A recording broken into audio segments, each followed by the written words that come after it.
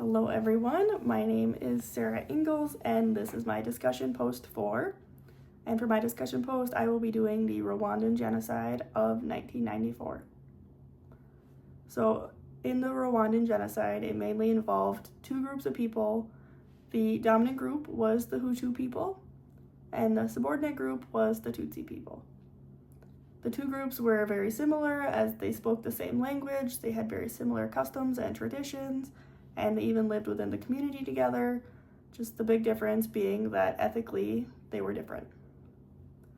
The Hutu was the majority population, and that was about 85% of the population in Rwanda, and then the Tutsi were the minority population at about only 14% of the population. The factors that created the social stratification of upper class being the Hutu people and lower class being the Tutsi people in Rwanda were the economic standings of the classes and also the political affiliations within each ethnic group. This would be considered a closed group, as there was not any room for the Tutsi people to have that upward mobility on the societal ladder, as no matter what they did, no matter what jobs they achieved, monetary status, anything like that, their roles were always just they were Tutsi people, and therefore they were viewed as inferior to the Hutu people. And as time progressed, the Belgians that did rule over Rwanda, they supported and favored the Hutu people, and then as Rwanda gained its independence, the Hutu people continued to lead. So this just led to their total reign over Rwanda, just really solidifying that, separation in the class, the Hutu being the upper class and then the Rwandans being the lower class. And it got to the point where the Hutus even forced all Rwandans or Rwandan citizens to carry identification cards to verify their ethnicity to prove which class that the citizen belonged to. There were three main intergroup interactions in the history of Rwanda between the Tutsi and the Hutu people, the first being segregation. The Tutsi people were excluded from certain higher-up jobs. They also had education quotas, meaning there was a certain quota of how many kids were allowed an education, and if they were over that, then they were just kind of out of luck. There were also separate radio stations and political groups for both ethnic groups. The Hutu had just the Rwandan government as they were in control, so they had the main political affiliation there. And then the Tutsi ended up forming what was called the Rwandan Patriotic Front, or RPF. And then next, they were subjected to expulsion. For years, the Tutsi people were exiled from Rwanda and forced to take refuge in several surrounding countries, just due to constant violent uprisings and attacks on the Tutsi people and also their communities. Finally, the Tutsi people also experienced genocide. Throughout the last 30 years before the Rwandan genocide, the Tutsi population was suffering from constant murders, attacks, violence, things like that.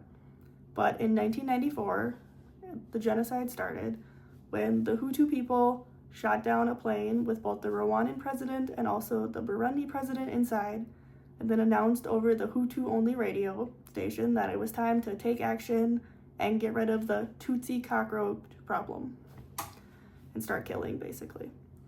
So from these actions, over an estimated 1 million people were murdered, and over an estimated 150,000 to 250,000 women were also brutally raped.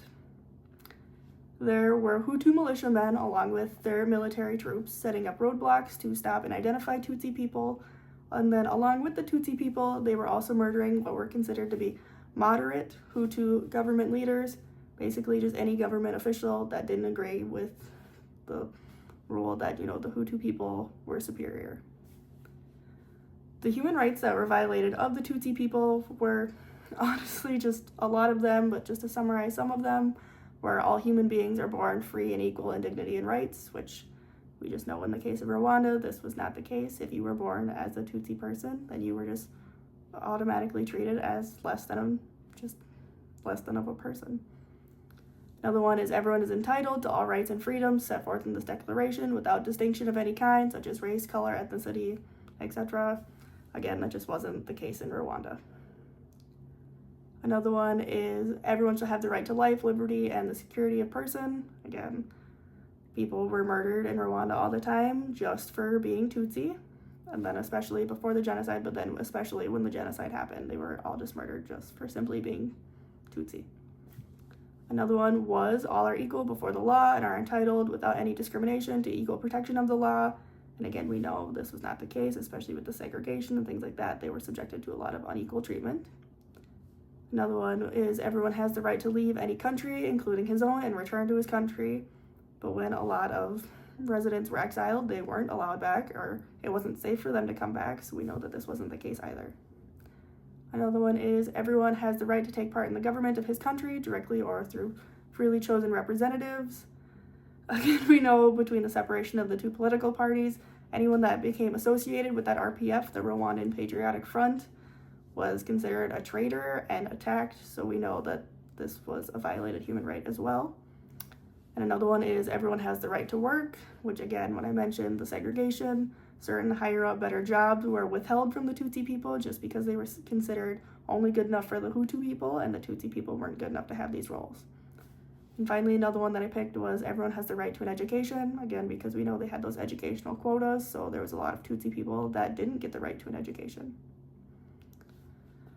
So then, according to the MPI standards listed there, 48.8% of the population of people in Rwanda meet the poverty standard. And then if you also look, according to the World Bank's the $2.15 and then also $3.65 rule, over half of Rwanda is living in poverty. So this really just shows the deep impact of everything here. As far as social movements go, there weren't many social movements that I could find listed for this. As far as like global movements, I did read about how the UN stepped in to create an international criminal tribunal for Rwanda, also known as ICTR, to help Rwanda deal with the aftermath of the genocide and persecute the leaders.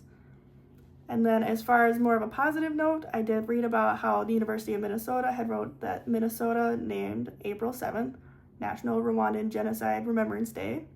So that was kind of a more positive social movement. Other than that, there was not a lot that I could find. All right, thank you.